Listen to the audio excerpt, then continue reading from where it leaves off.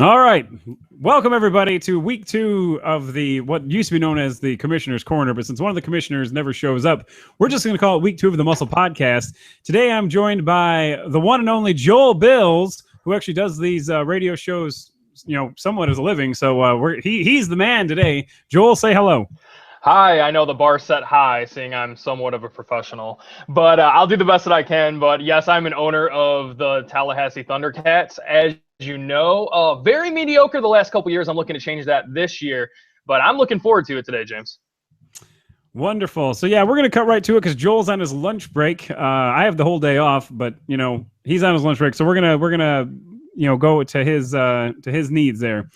So we're going to start off with the top 25. It just so happens there are 25 teams who are 2-0. So that works out perfectly. So it makes the formulas kind of easy.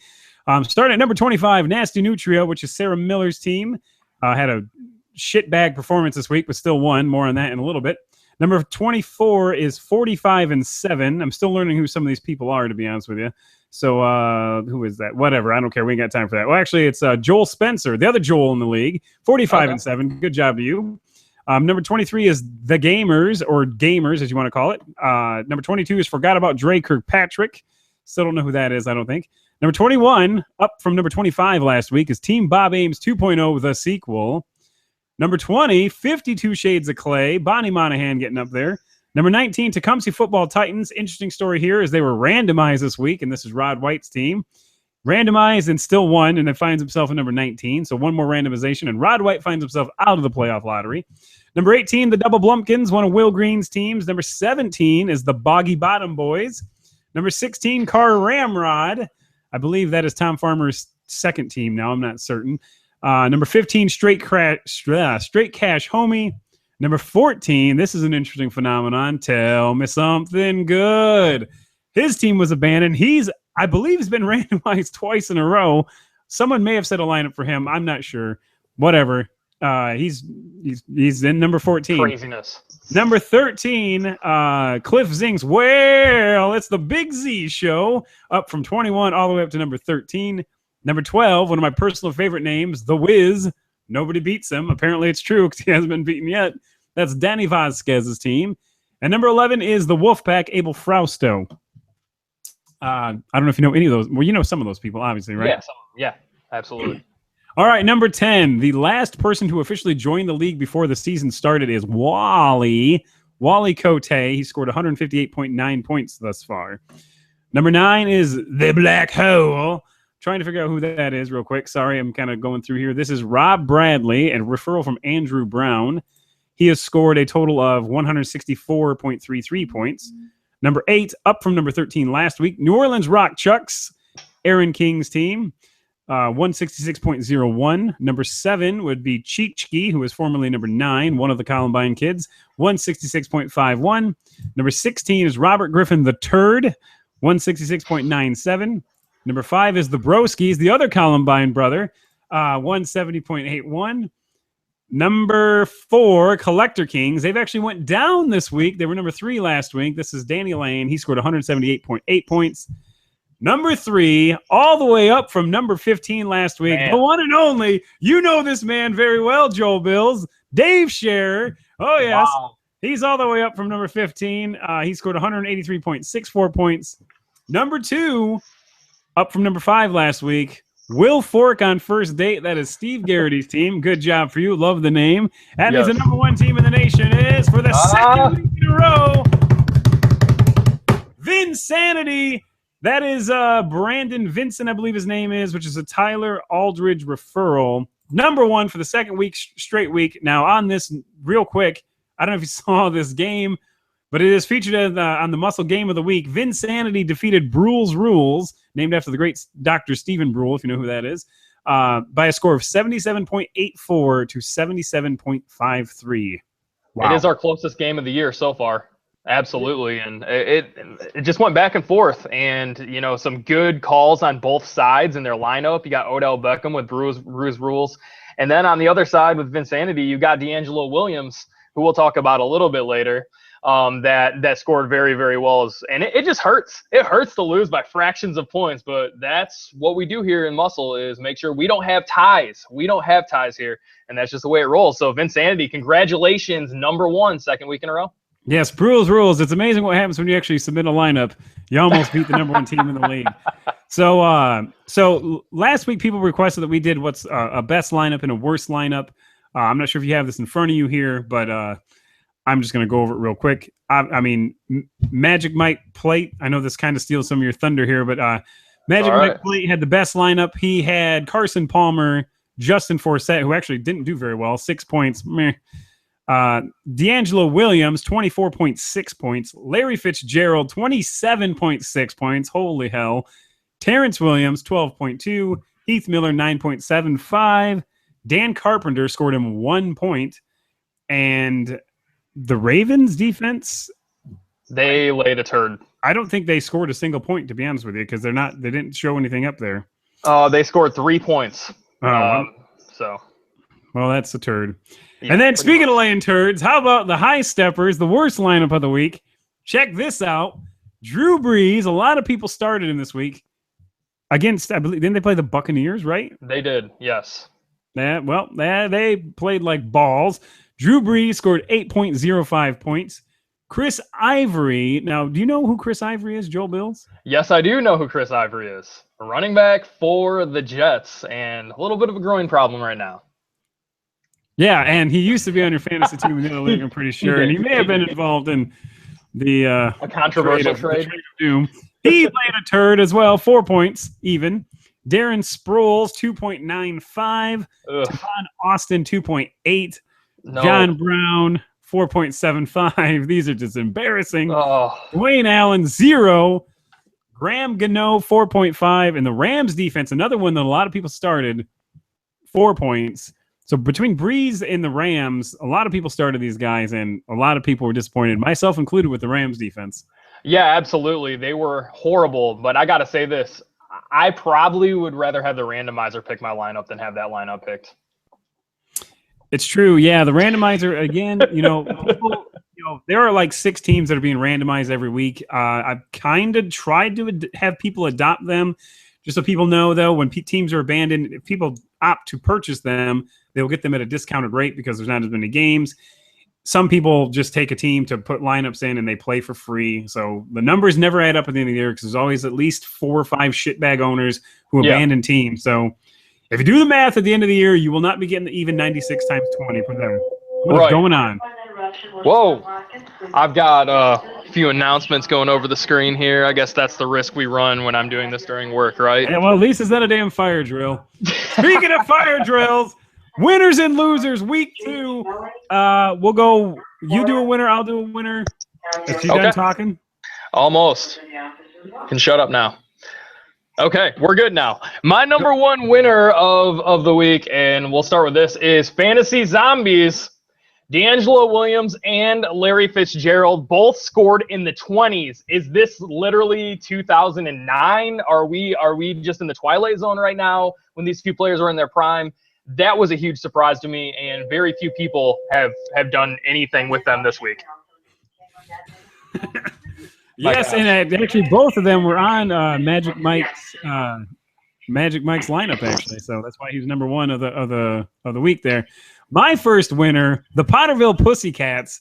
And it's funny that I'm doing this podcast to you. That's true. Because let me tell you something. Dave Scher took an absolute beating in our other fantasy league for doing and we even talked about this at the last Muscle podcast. We try not to talk about our other league on this podcast, but this trade was so bad that this guy took abuse from all angles. I mean, I heard he went to work and was getting victimized. Wow. He took a beating all week for his ignorant trade with you. Sorry. There were so many off-field distractions for his team, but he comes in, puts in a great performance, and vaults all the way from number 15 all the way up to number 3 in the league. So hats off to you, Dave. Yeah, let's give him some props, but let's also remember this is not a sprint. It is a marathon here in Muscle, and if you burn your studs early, that is the risk that you run. And Dave has taken the stud route the first 2 weeks, and it's paid off for him. But we'll see as the season rolls on. The player pool he has to pick from. But Taking the congratulations. stud route in this league, but obviously not in the other league, as he just got rid of all his studs to you. So you're collecting quite the stud farm there, my man. Oh man. Do you want to go with my second winner? Second winner. We do the winners. We do the losers last because they're losers. I know you stole my thunder earlier, but I'm gonna give props to Magic Mike Plate, and I know he's had success in our league in the past, but I'm very impressed by his lineup this week, and just the way he kind of constructed his lineup with all the fantasy landmines going off left and right in week 2. He blew everyone out of the water score wise. So congrats to Magic Mike's Plate. Yep. Good job to Magic Mike. You know what you're doing. There's no doubt about it. On the other end of the spectrum, a guy who you don't know if he knows what he's doing is Cliff Zink. He is the owner of the aptly named Well, it's the Big Z Show.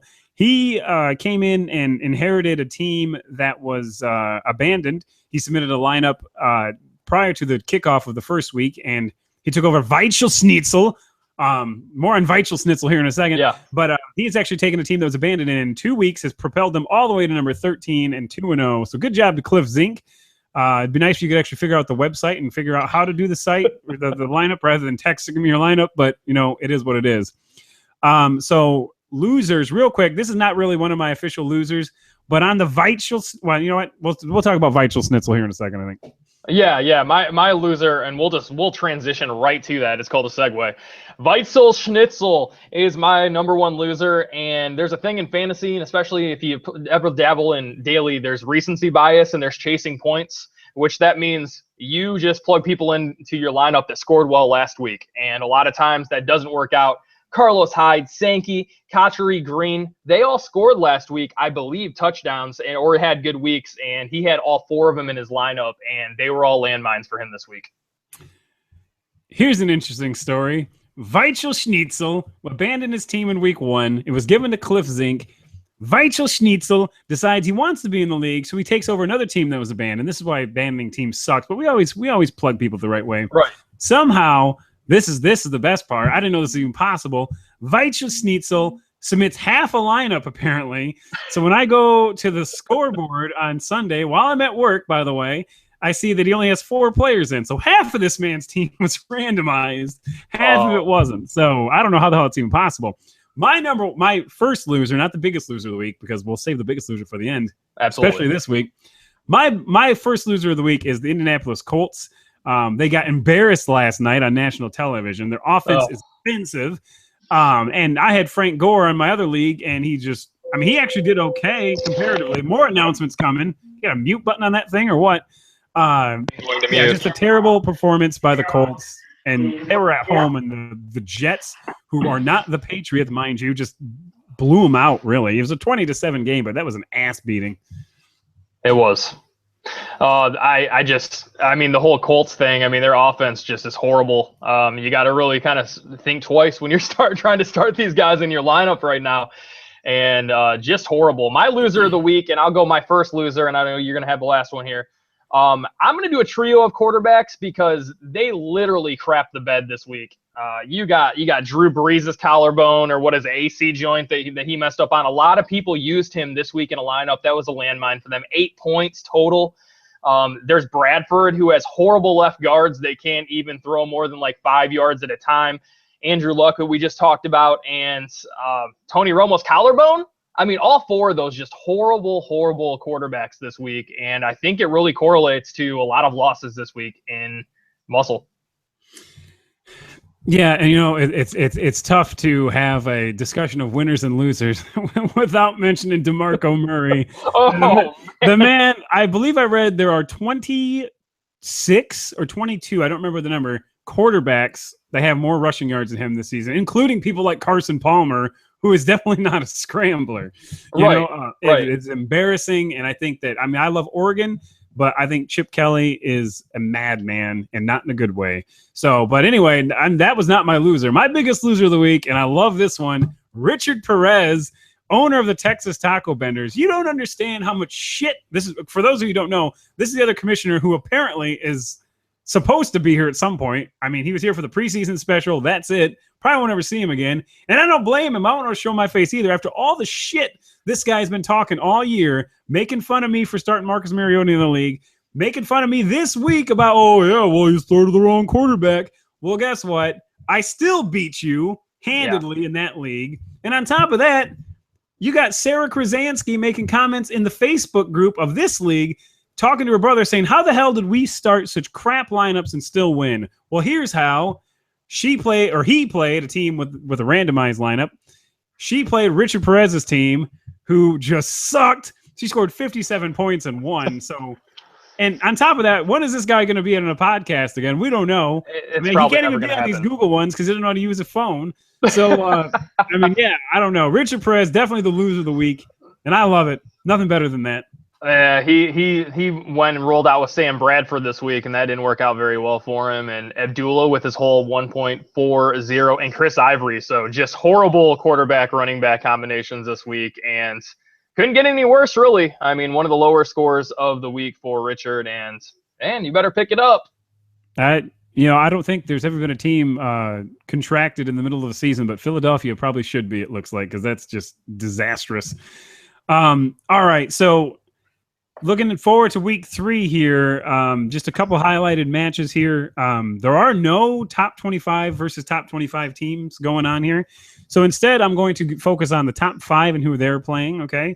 Number 1, Vinsanity is going up against Goodell's Ginger Hammer, who is 0-2. Maybe have something to prove. That is Aaron King's wife, just so you know. So I don't know. Aaron King's 2-0. She's 0-2. Obviously, he's not making her picks. That's for sure. Everyone always fears about that collusion when there's a husband-wife combo. Right. Number 2, Will Fork on first date. This is Steve Garrity's team. They're playing the Night Kings, which is a Game of Thrones reference. Yes, we're nerdy. That was formerly Luke Miller's team. It's been abandoned, and interesting strategy here by the team who's taken this over. They are only starting, and this is a spoiler alert, only starting players playing in the night games, which is why their name's the Night Kings. That's kind of cool, but probably ignorant. But it's better than being randomized. Number 3, Potterville Pussycats versus Vic in a Box, 1-1. This is a huge matchup. Even though Vic in the Box is 1-1 and not ranked, they are a perennial playoff team. Absolutely. Yeah, they lost to Squadrils last week. They won this week, so that'll be a big one. Can Potterville keep it up? I mean, he's got to put his eggs in one basket. Hopefully, this league, not the other one. Clearly, the number 4 team, Collector Kings, taking on Fear Boner, and you talk about a big fall. Fear Boner was number 2 last week, fell all the way down to number 26 this week by losing. So they have something to prove. And then number 5, the Broskis, they're taking on Getting Schneidered. They're also 1-1. So no 2-0 teams going up against 2-0 teams this week. All, either 1-1s or 0-2s. Now, a couple other matchups I'd like to talk about on a more personal level. We have Sag Nasty Notch Above Top Notches versus Texas Taco Benders. Loser of the week, Richard Perez, taking on Ben Miller. So that'll be a good one. In the Who the Hell's Going to Step Up and Perform category, when I did the preseason podcast, we announced the divisions. I forget what conference it is now, but the bottom one had 2 teams that had been owners before, and then the rest are all rookies. Tallywhackers versus Kazoo Crazies. They're the only 2 teams in this conference that have played this before, and neither of them are performing. One's 1-1, one's 0-2. So they're playing each other. It's the only time they have going up against someone who actually has played before. Right. So that's kind of an interesting matchup. The Squadrolls taking on the Tecumseh Titans. That's Neil Seegers versus Rodney White. In the interesting matchup number 2, the Golden Taints, which is Eric Smith's team. They're taking on... Great name.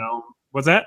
Great name. Great name. They're going up against Tell Me Something Good. This team is named that because the person's name is Rufus, who owns them. And Rufus sings that song, for those of you who don't know. Okay. His own referral, who basically he referred to the league to sign up successfully and then never submit a lineup. So kill yourself. Tell me something good, please. And then in the battle of sprint employees, we have El Domador de Leons versus Dardar's Dandies. They're both sprint people taking on each other.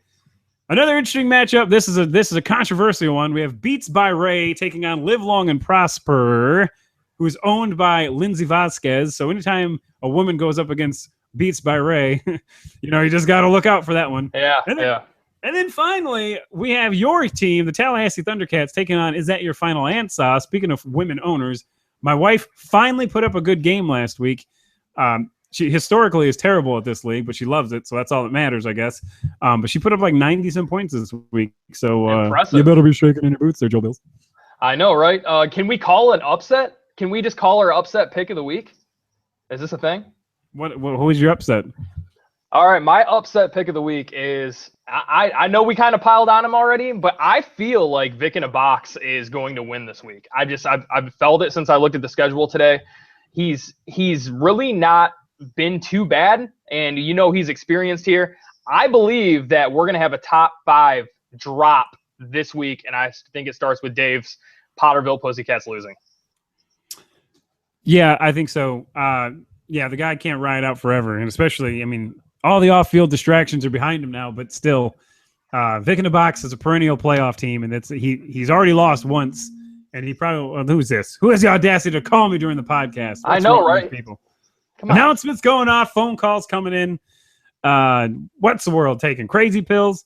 So yeah, no, I think Vic in the Box probably will win that. I mean, Goodell's Ginger Hammer needs to do something. I mean, Vinsanity, they're probably going to win again, unfortunately.